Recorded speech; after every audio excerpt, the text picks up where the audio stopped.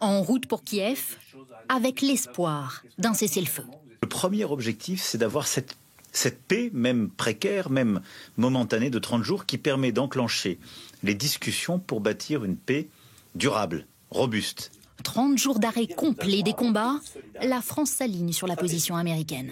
Et pour faire plier Moscou, Emmanuel Macron pose un ultimatum. Si la Russie ne s'engage pas sur ces 30 jours de cessez-le-feu et sur ces discussions, il faut pouvoir prendre des sanctions supplémentaires qui soient beaucoup plus dures pour l'économie russe et en quelque sorte être dissuasifs. Et avec quel délai? C'est-à-dire à quel moment vous dites là il y aura des sanctions? Écoutez, pour nous, c'est dans les jours qui viennent. Après déjà 16 volets de sanctions, de quel levier l'Europe dispose-t-elle encore? En un mot, le président évoque le pétrole, sans plus de détails.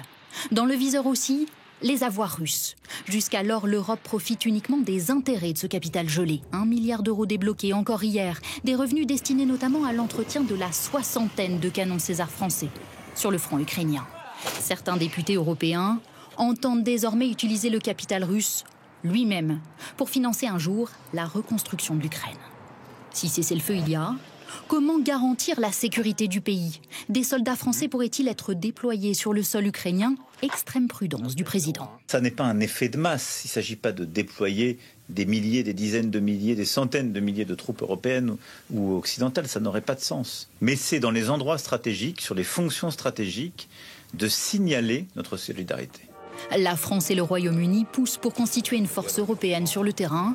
Certains pays, eux, restent frileux à la rejoindre, sans l'appui des Américains.